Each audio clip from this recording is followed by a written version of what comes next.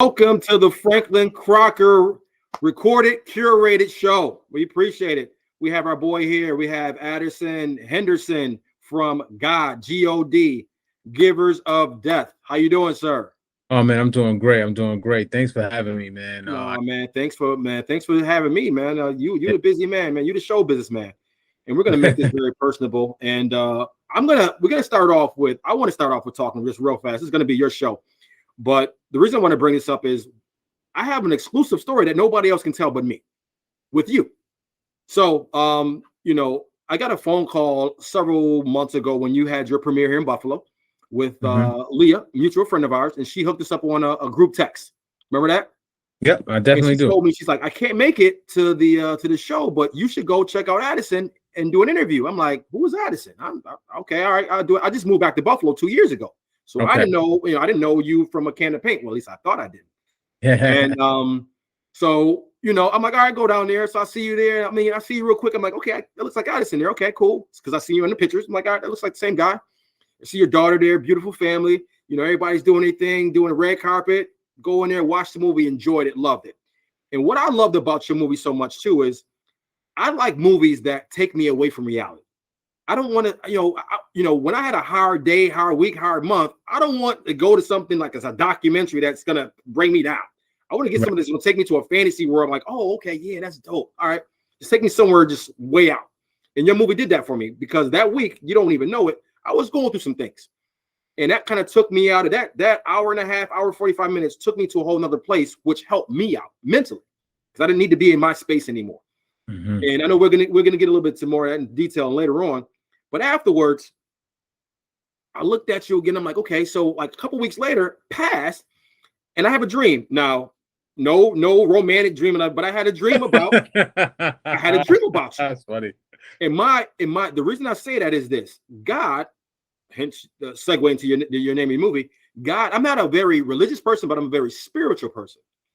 And God always gives me my visions and my dreams all the time. If I have any creative thoughts, it always comes in my dreams, always. So I had a dream about you as a little kid with a box haircut. I'm like, why am I dreaming about this man? Like, I haven't seen you in a couple, why am I dreaming about you? And then I text you shortly afterwards, and I'm like, I think I know you from somewhere. And you said you're coming to Buffalo, and it's funny, subsequently, you were coming to Buffalo in the same week as the Buffalo International Film Festival. Yeah, and you and I get to link up, and at one of the after parties we linked up. And I started asking you questions like, "Yo, did you go to this school? Did you go to that school? Did you live in this neighborhood?" You was like, "Nah." I'm like, "Where I know you from?" And then all of a sudden, I said, "Well, what high school did you go to?" You said Turner Carroll. I'm like, "Bing!" There it is. 13. Yeah. I think you were 13 or 14 years old at the time, which at the time was a little kid. You graduated in what, 91? 91, 99. You graduated 99, excuse me, 99. Yeah, I graduated 95. Yeah, I'm 4 years older than you. That's right. Yep. I graduated. So I was a senior while you was a freshman. Yep. So I'm like, so that's the vision I had in my dream of you as a kid, which is crazy. Yeah. And they kind of all brought this back together. So I said that's an exclusive story that nobody else can tell but me, because that's my story. Yeah, right. We went to high school together. Everything happens for a reason. And us linking back together was really dope because I see your passion. I see what you're trying to do. And in this movie, you do a lot of that. And it's really dope because a lot of people, and I know you hinted on it with some other interviews you have with other people, but let's walk us through this though, that nobody really talks about because they don't really know it enough. The location that you chose. You chose Buffalo, which you choose for a lot of your movies, but that specific location, why did you choose that location? Are you talking about the Grand Central Terminal? The Grand Central Terminal, yes. The Grand Central Terminal has an almost mythical aspect in my life. And as a kid growing up on the east side, you see this great obelisk sitting there like in the sky, right? Painted on the canvas of clouds, right? And you see it there. And as as I grew up, I always explored it. I used to shoot little music videos and things like that there. And I had seen other movies where people had shot there, and I always thought in my mind they didn't use it right. They kind of just used the same kind of setting for it and all that. And I said, I want to do something different because I was like, there's something really special and magical about this place. And I was like, for me to shoot there, that's $1 million set. Right. If somebody was trying to create that, if somebody was building that in After Effects or whatever, visual effects, that's a $1 million set, and I get to get it for practically nothing. And so I said, how am I going to make this look different? And then we went to the back part of it, and I was like, oh my God, this looks like Blade Runner, alien spaceships used to land over here. This is no space. And I was like, with that whole aspect of the movie going into this magical, mystical place, I was like, this is the perfect setting for the phone booth to be. And I was like, this is it, and I had the vision for it. And I was like, this is the moment, this is it. And along with my production designer, Frank Coppola, we went and we put it together, man. And so, for me, the Grand Central Terminal is something that I always wanted to use on a bigger scale. And this was my opportunity to do it. Dope space, dope. I mean, that is an amazing story. And you talked about the phone booth. Right. Where did you get that concept from? Because that's a dope concept.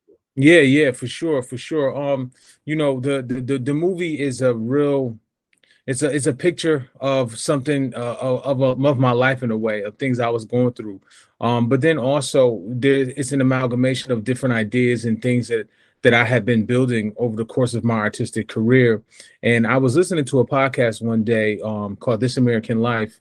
And in Japan, there was a tsunami that came and killed scores of people. And on a hill in Japan, left over was a phone booth. And this man that owned the booth, he put a phone in there, a rotary phone. And so what people were doing was the people that had not died in the tsunami, they would come to that phone booth and basically use it as a proverbial key to the afterlife. So that way they talk to people that weren't there with them and that died in the tsunami to let them know that they were okay. And so for them to also get the closure that the people are okay on the other side, so everybody could be at peace. And man, when I heard that, man, I cried in the car listening to that. And I was like, yo, that's it. That's the key. That's the key right there.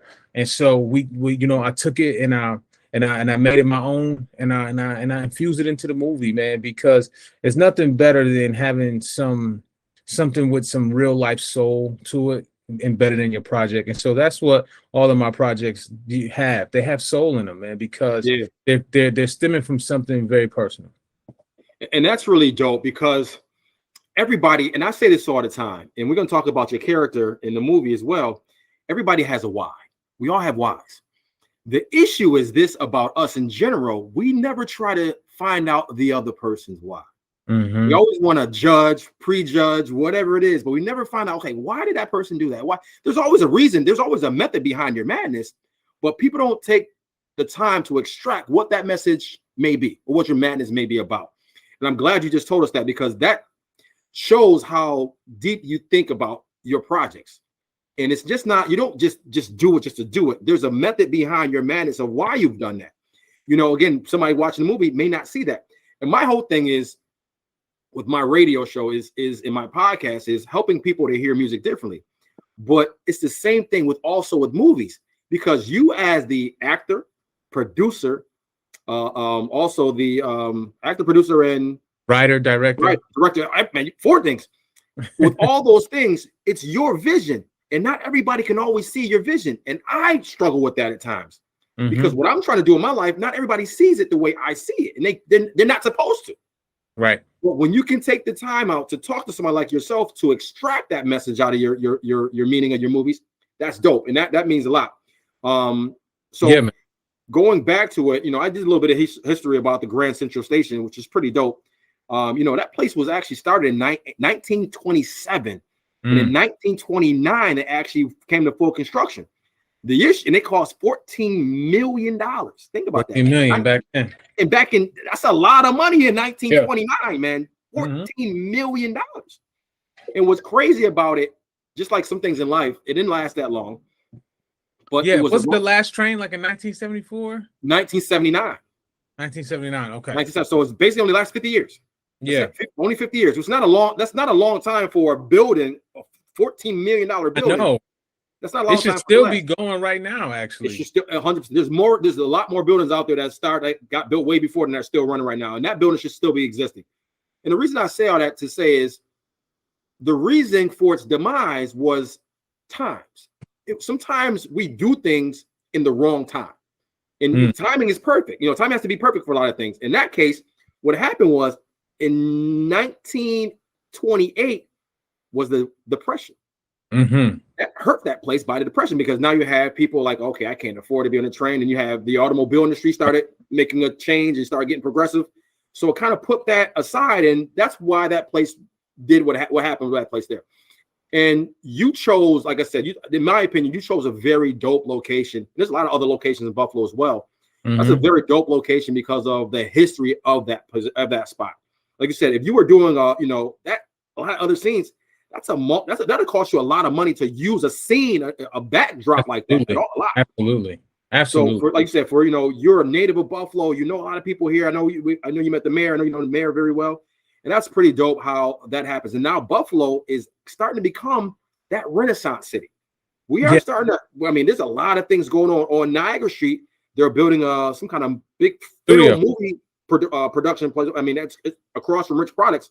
It's going to be amazing over there. Oh yeah, absolutely. It's coming up, man. In the next 20 years, Buffalo is going to be a big hub for movies, and I'm so thankful that I was able to be one of the first people to make the groundswell with filmmaking in Buffalo as a young kid, doing my first movie, The Forgotten City, and projects after projects when I was coming up in the game and doing that and inspiring, and hopefully I inspired so many young kids that look like me on the east side, on the west side, on the north side, wherever you're from, continue to do it. And that's why I always come back to Buffalo, and I come back to Buffalo to speak at schools and things like that, because it's very important for young kids to see someone like me that came from where they come from, to know that you can take it to the next level, right? But you don't have to leave and forget about it. You can always come back and give back to the community that made you who you are. That's key right there. Come back. Because a lot of times when, people that grew up in the urban community like you and I, a lot of times we don't come back. And I'm going to talk to myself right now, because when I left Buffalo 17 years ago, I told myself I never want to come back to Buffalo. And I said, if I ever came back to Buffalo, it's because I failed in life. Buffalo, coming back here was the biggest blessing for me. I came back around 2.5 years ago. Biggest blessing. And it is good to show people that there is much more out there, but to bring it back here as well. And like you do, and you're going back to your home roots of Buffalo, that community that helped you with that creativity that you have. Absolutely. And you're sharing it back with them again. Not dog. I appreciate that. Yeah, man. I gotta be, absolutely, man. I will be remiss to not show love to my hometown. You know what I mean? Like, think about the history that I grew up. My father is Bishop Henderson. He lived to be 85, but the Michigan Street Baptist Church, which is now that whole corridor, and the Michigan Street Baptist Church being a cornerstone of that. It was his work and hard work that allowed that church to still be standing. Him not even knowing how to do roofing, and he was battling cancer on chemo, getting up there, holding up the roof just so it could last through the winter, so they could raise money to get the roof done over 20 years ago. You know what I'm saying? The Nash House, which is a museum, I used to live in that place. All these historical places in Black, cornerstones in Buffalo Black history is a part of my legacy too. Like, you know what I'm saying? And so it made me who I am. You know what I mean? And so to have such great support of the community, from the mayor to the film commission to all of the people in Buffalo have touched my life. If I just left and kind of was like, I'm doing my thing out here, not coming back, I don't even know how I could live with myself. You know what I'm saying? Because I'd be like, I just forgot about the folks back at home, and you know what I'm saying? That's dope, man. That's a really good story. Because we need more of that. We need more, because I say this all the time about Buffalo, and I'm here now, entrenched in it. There's so much more than chicken wings, snow, the Buffalo Bills, and the Sabres. There's way more than that here. Absolutely. But yet that's only what people know about us, because that's all we show them. And there's so much more creativity here. And that's my goal, and my job is to share that with the world of how much more Buffalo has to offer besides those 4 things. And someone like yourself, you're not here anymore, but you still come back here, which is beautiful, to show your love and your respect for your hometown and what it has to offer to the world on a big screen, which is amazing, man. Amazing. Like, you don't hear that story kind of too often. And somebody like yourself that's, giving back. And again, a lot of your other projects have been here in Buffalo as well, not just the God project. So, okay, let's get into that real fast. We're talking about God. I know I kind of got off of tangents here a little bit, but your backstory to me is the most important part. the movie's great, but I want people to hear and know you in depth in regards to why you are the way you are. So now we can get into the movie. So now people can understand why you did this movie. So you call it Giver of Death. Why is it Giver of Death? Where that name come from? Brainstorming. Okay. You know, really, it came from brainstorming, but you know, me being like you, I grew up, my father and my mom, religious people, but also spiritual. And so growing up with those, with them, I have a real strong spiritual sense to me, and they have a real strong spiritual sense to my work. Okay. And so growing up with them, just super religious, spiritual people, you know, and me wanting to use that acronym in a way to, you know, to heighten it and be like, oh, what's that God? Oh, and then it's like, oh, Giver of Death. And then it's like, what is he saying here? You know? And I was like, oh, it's perfect. I think it'll work out perfectly because of what I'm saying in the movie and all the little nuances of things in the movie. There's so many little Bible references in the film, so many ancient, like, you know, things that I put inside the film that some people may not get, some people may see, and they be like, whoa, asking questions about all that. And so for me, I wanted to use it as like, oh, God, right? The beginning and the end, you know what I mean? And Giver of Death, you know what I mean, is, you know, essentially for some people the end on a certain plane. And so I just kind of used it to mess with people and to make it real cool, you know. No, and that's dope too, because it's like you said earlier, you put little nuggets here and there, little Easter eggs, little here, little there, see if you guys can catch it. And sometimes a great movie leaves a lot of those things there, and you got to watch it 2 or 3, 4 times to say, you know, oh, now I get it. Because you might not get it the first time, just like everything else. The first time you see it or watch it, you're like, oh, you know what? Okay. Then you're like, you know what? Oh, I didn't see that last time. I didn't see it. Right. I love movies like that because, again, gets your mind start thinking. Anything that's, you know, again, sometimes you don't want to dumb things down to the point where everybody just gets it. It's not fun. Yeah, no, I understand. With, you know, people making like super.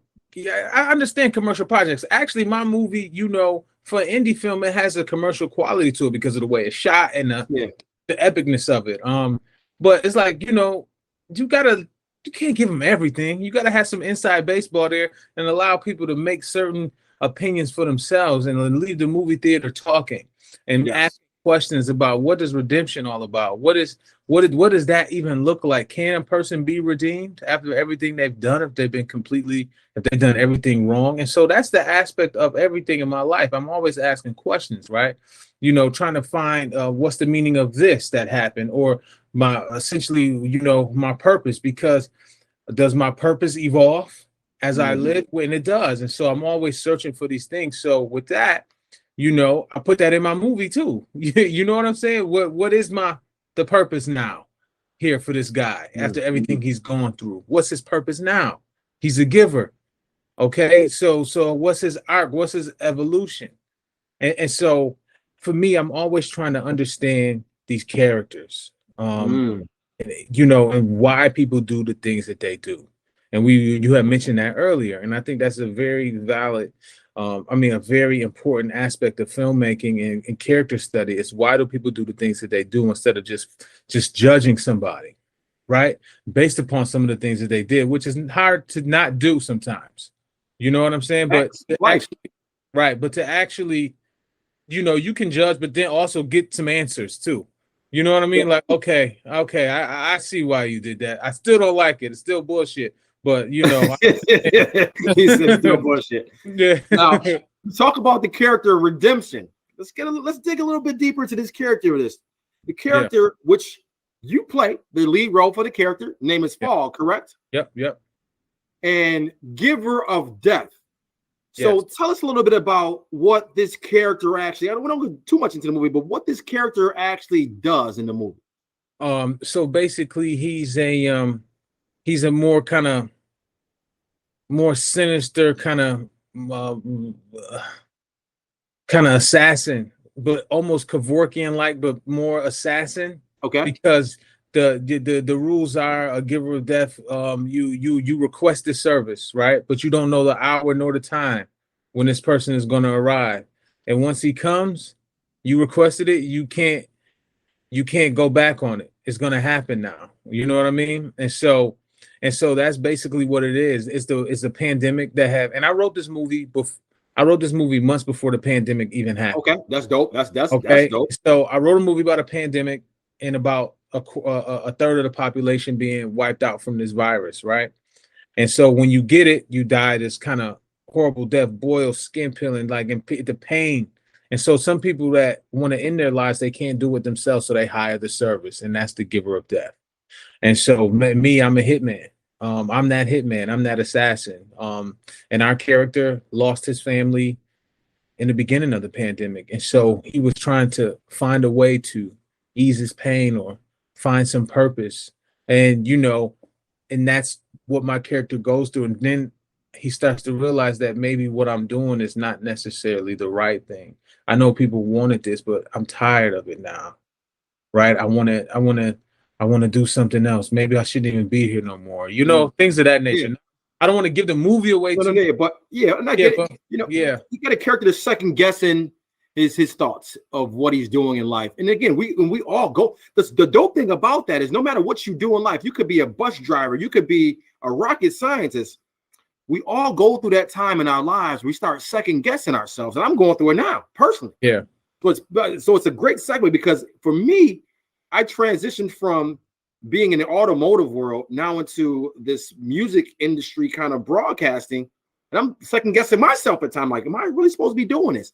And your character Fog is the same thing on another level of killing people. But the dope thing about it is, you said it earlier, it's not like he's just going out and killing these people.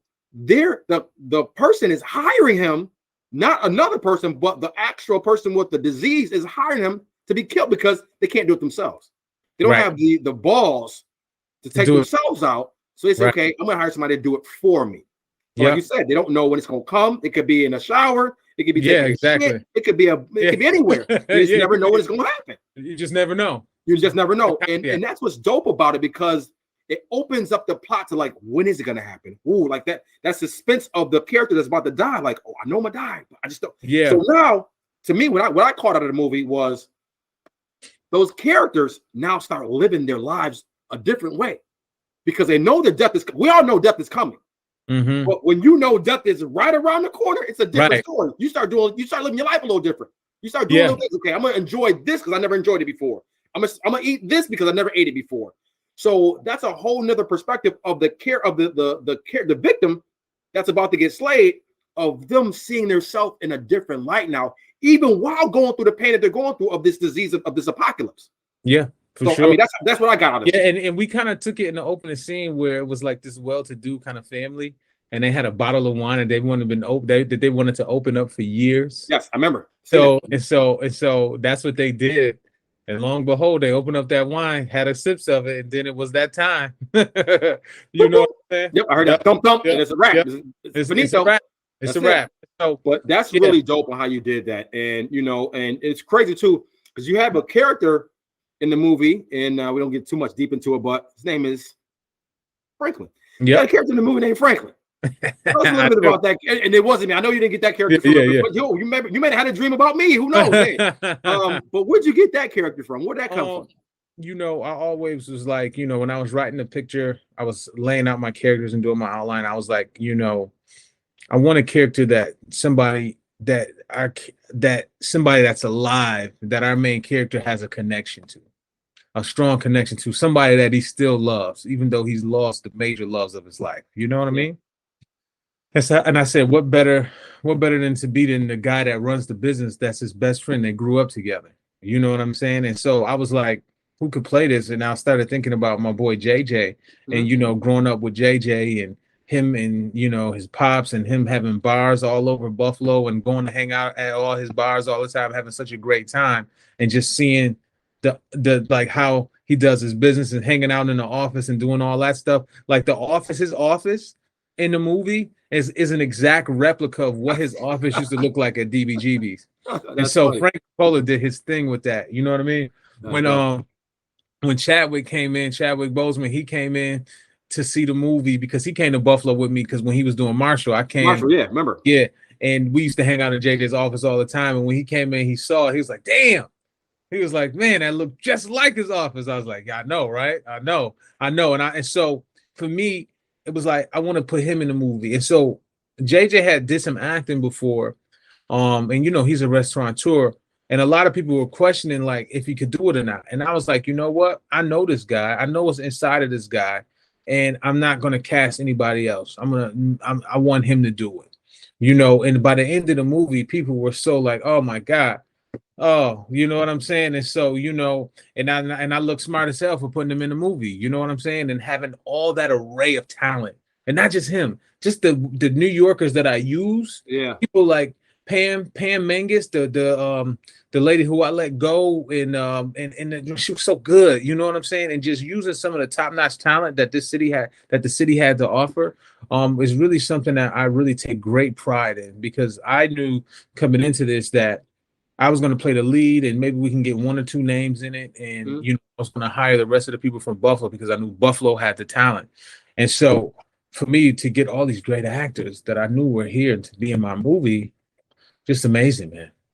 And I'm glad that you stuck to your guns on your vision, because again, we talked about earlier, not everybody always sees a creative's vision the way you see it. God planted in your head a certain way. It's not always for everybody. Now, in your case, because you're creating movies, you have to then take that creativity and that vision and put it on the screen. But not everybody's always going to see it prior to that happening. And for you to be able to discern, having Frank on the show, like you said, everybody's like, nah, I don't know if he can do it. But you felt in your heart of hearts that he can definitely do it. Yeah, man. And I think he did to me, I thought he was like a career actor. I didn't know that, that was. Oh yeah, he's been acting, but he had been acting, but not like, he's got businesses, right? Yeah. Bars, stuff that he's running full time. And so, he had been doing these small roles, but not nothing this large, And so I knew he could do it. Like you said, you thought he was a career actor. And it's like, yeah, you know what I'm saying? But the talent, when talent is in someone and you can see the talent in them, you have to stick to your guns to make stuff happen. Because if you didn't start listening to everybody, then you lose your sense of self. You lose your sense of the purpose that you were put down here to do in this given moment. And my purpose was to make Givers of Death and make it the best I can do. A sci-fi epic with limited funds, right? Mm-hmm. And so I pulled everything together, called in favors. The city came together, helped me with locations, did everything that they could for me. And, when you think about it, right, we make a sci-fi epic with not a lot of money, but we make it beautiful. Looks like a $4 million movie. Yeah. And now look. Now we stuck to our guns, and now we're all over the map. We're on Showtime. We're all streaming all over America and in Europe. So again, I like this. I'm the segue king. You talk about Showtime. Where else are you at right now? We talk about Showtime, Netflix too, I believe, right?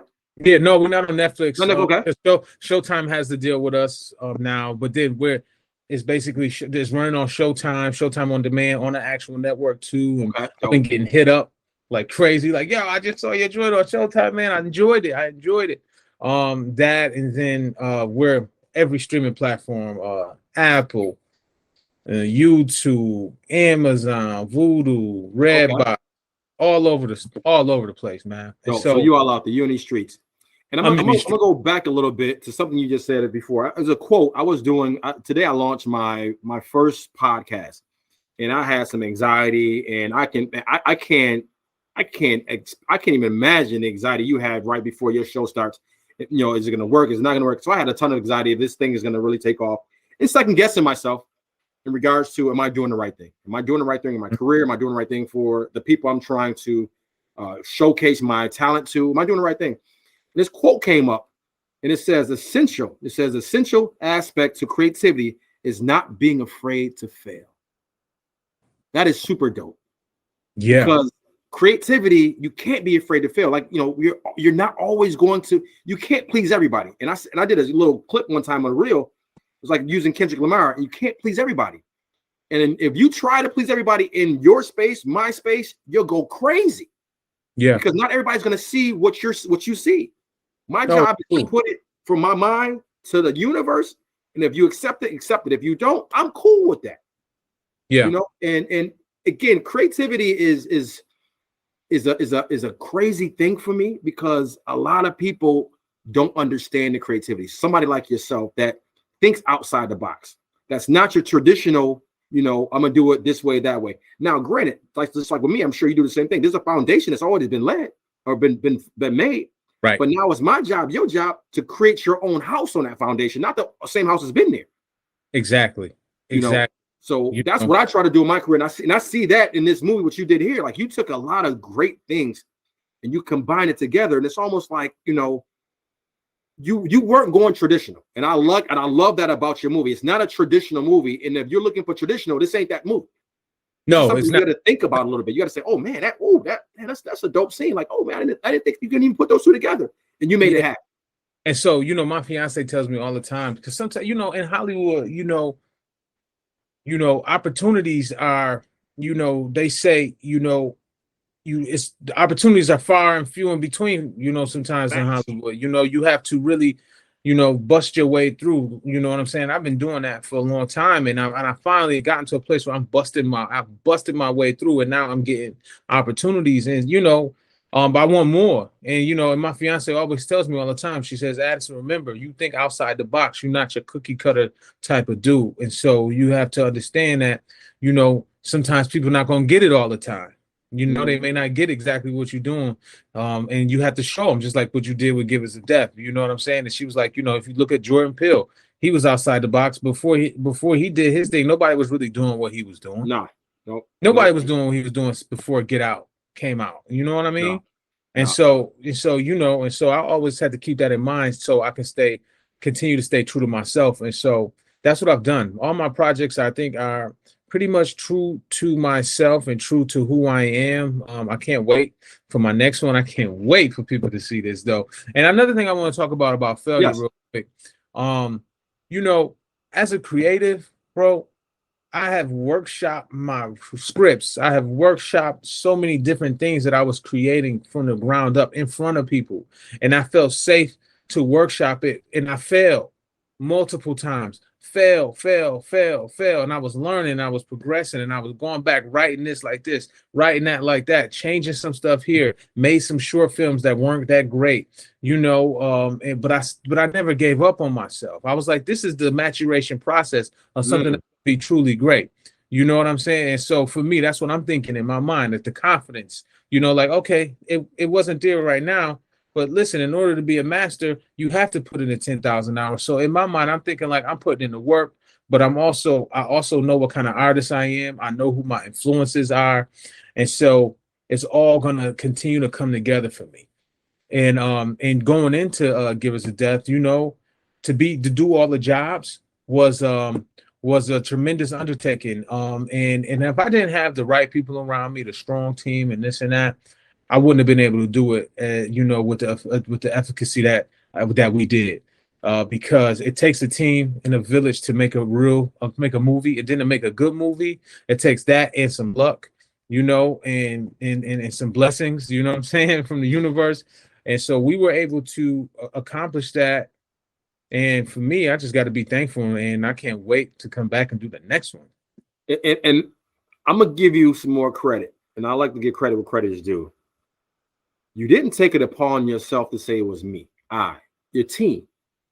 And there was a famous person, I can't think of the name right now, who said it, but they said there's never been a famous person that did it by themselves.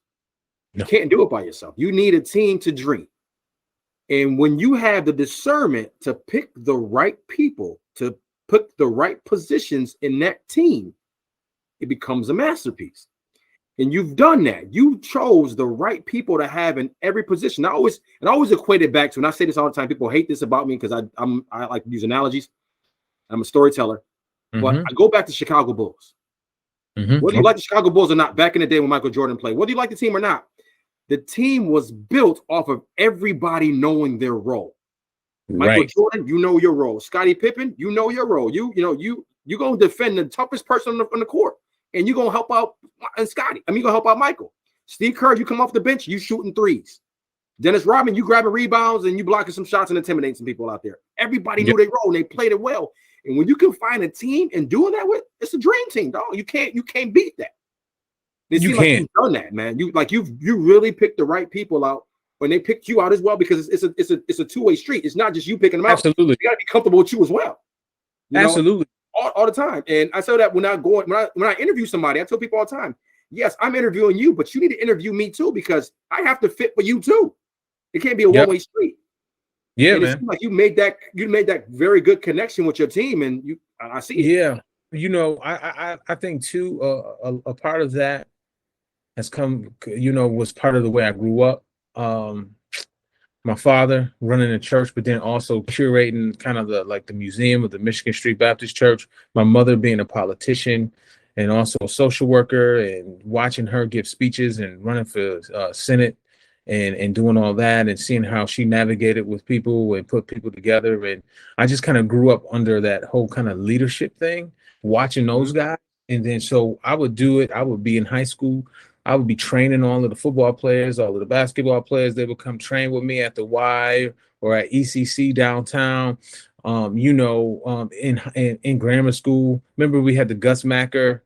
Yeah, come to Buffalo. I used to put all of the teams together, make sure everybody was set and do all that. So, and I'm truly thankful for that, because, I always work pretty hard on stuff like that and putting teams together. And I think that it really allowed me to grow up and to learn how to deal with people and to be able to kind of be a glue, right? Because when you bring people together, a lot of times, sometimes personalities don't always mesh and this and that, but you know what? You got to, that person that's bringing it together got to figure out a way to keep people in the right space, in the right headspace, and to do all that, and to be motivated and focused on the task at hand. And so thankfully we had a great piece of art that people wanted to be involved with. And then they were seeing that what I was doing, and they were like, okay, we can't let this brother down.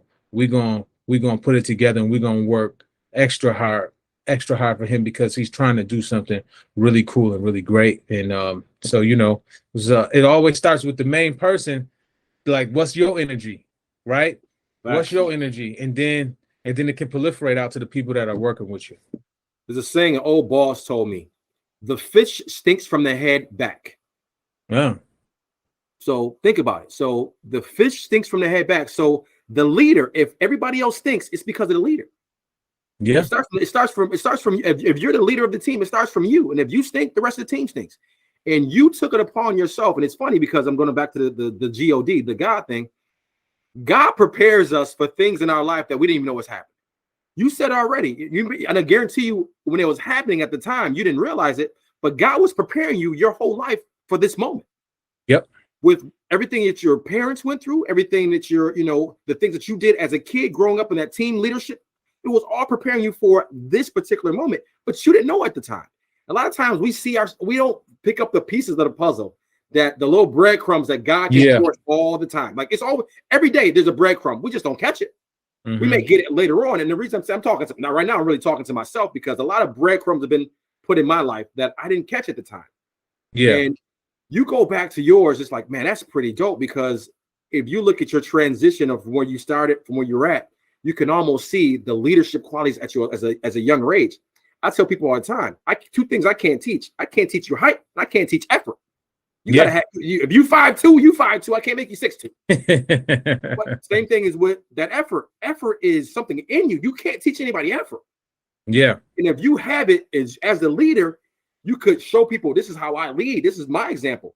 And sometimes they can pick that energy up. And I always try to tell people all the time, with me, I have a discernment of helping people to find that energy to move a mountain when they felt like they had no energy to move that anthill.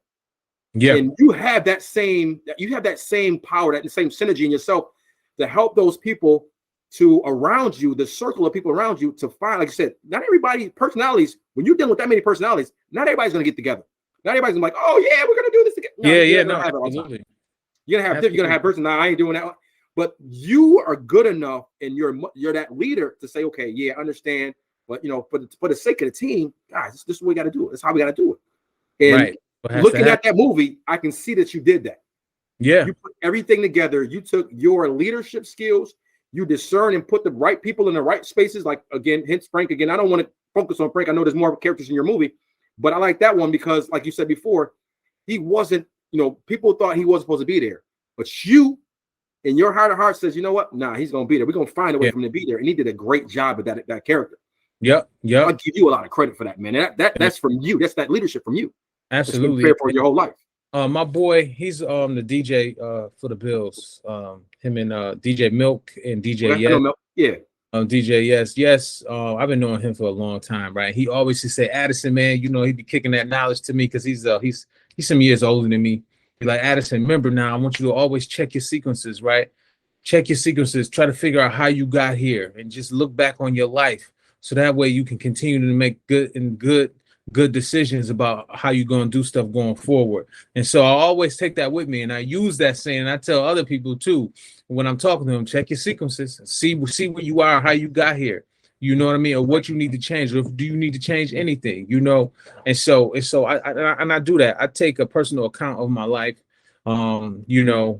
at least twice to once or twice every couple of weeks, and just kind of see where am I at. Okay, what are these next decisions that I'm making as I'm going through my daily task and getting things done and making moves and meetings and this and that. Okay, what else needs to happen? And so I just try to take account of everything. That's dope, man. And earlier, I just want to tell you something too. I'm gonna point something out.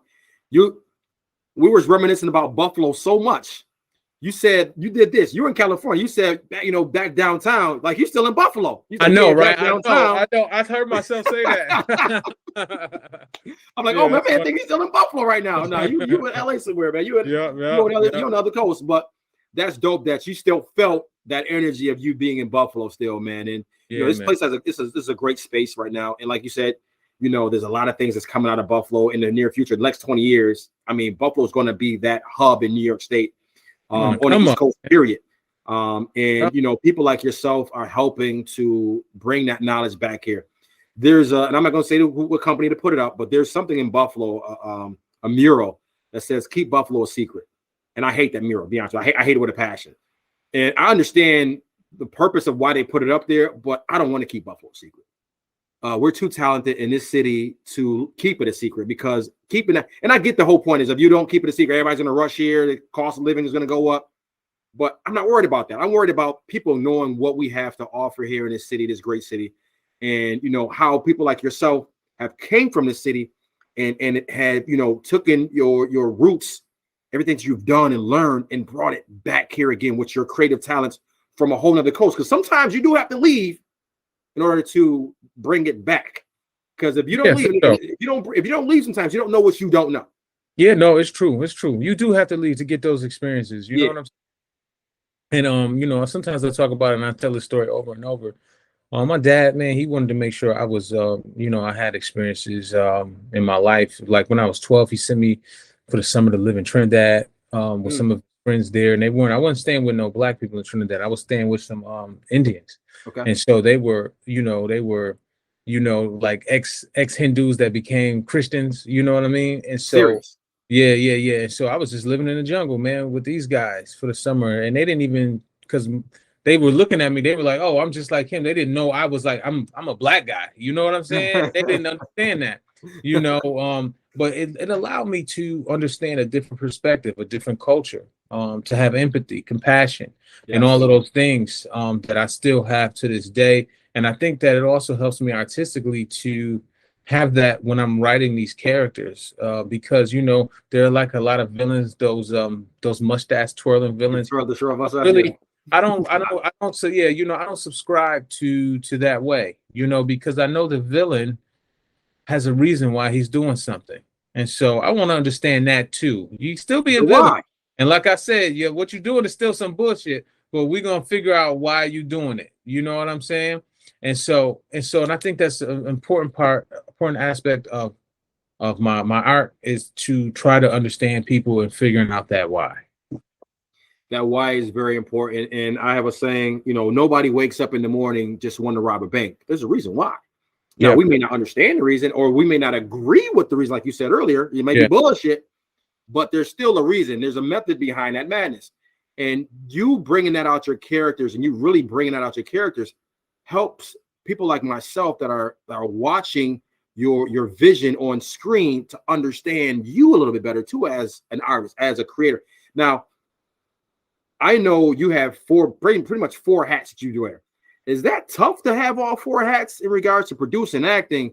What else is it? Writing. Like you do a lot of stuff. Yeah. Is that tough to do all that at the same time? Yo, if I told you it was easy, I'd be straight up lying. I'd be okay. That's good. I'm glad you didn't say it's easy then. Yeah, it ain't easy. It ain't easy. It's exhilarating though. I tell you that much. It gets my heart pumping, and I love the feeling that it gives me. And you know, a lot of actors we know, like Don Cheadle and other folks, they act and direct, and they don't ever want to do that shit again. Me, I'm like, sign me up. Sign me up. Like, I love it. And because my thing is like I talked about before, is the team, right? If I don't have the right team, then no, we can't accomplish the things that we need to accomplish. And so as long as I put the right people around me, we can still continue to do an effective job with our filmmaking and continue to tell great stories. And I continue to wear all the hats. I was telling somebody this, months ago. Somebody asked me, Addison, so the overall goal right now, what's it going to be? I was with some executive. He was like, yo, I was like, this is what I'm going to do. I was like, if anything, I want to be like, I want to have the Clint Eastwood type career where I can direct and act and, write some of the stuff too. You know what I mean? I can't write every single one of them, but I'll write, a half of the things I do. And so that's where I see myself and where we want to take this. That's the Clint Eastwood. Ooh. Man, I'm telling you, I'm been around for a while, hopefully God me with longevity and I can continue to do what I love, because in this thing, there's no retiring.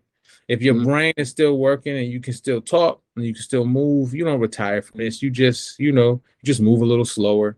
Got it. You know what I'm saying? It's you can still do it, Now I'm gonna ask you a question. Now remember, this is being recorded, so I'm putting you on Front Street right here. Okay. Other questions have been easy. You having all those roles, all those roles, right? All the roles you carry, being the boss when you script these movies. Who checks you though? How do you check you? Now, do you allow your team to check you? Do you check yourself? I think first off, I need to be able to be honest with myself and check myself, right? Okay. Dope. But then my team of producers that I have around me, I think that for the most part, they're honest, and because they want to do something great too. And as a producer, you have just as much heat on a project, and your soul and is into the project just as much as me. Okay. And so they, first I check myself. I'm harder on myself than I am to anybody else. You know what I mean? But then, I have people around me that I trust. My fiance is one of my producing partners, and, she keeps it real honest. Matt Cappuccino, another Buffalo native who's out in New York now, but does movies back in Buffalo. He's an honest guy. Trent Bowling, just the guys that my team back in LA, people, what I'm saying? My advisors and confidants, I think that they're honest and give me perspective. So I think that yes, me, but then also I have a team of people that I trust. Now, not to say that I'm listening to everything they're saying, because then at the day, I can't do that now. Yeah. You know what I'm saying? But I really take to heart what people say, and I think about it. At least I'm gonna give it some thought. Yeah, and that's good, because I live by a model similar to yours. I try to make sure, I call it my counsel. Whoever my counsel is, I try to make sure I have a good counsel around me, and I have to discern who that counsel is for that whatever project I'm doing, because not everybody that's in your team can always be part of the projects that you may be dwelling into. Not everybody's part of that, so I have to have discernment of figuring out who the right person is, almost like delegation.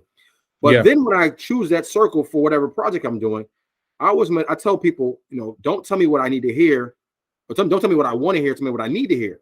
Because sometimes I may not see it the way that everybody else will see it. Like I said, I can't take all of it. Like just like you said earlier, I'll listen to it. And I may not use it. And I tell people all the time, even when I give advice or I take advice, when I give advice, I tell people you can take all of it, some of it, or none of it. Whatever you do with it, that's on you.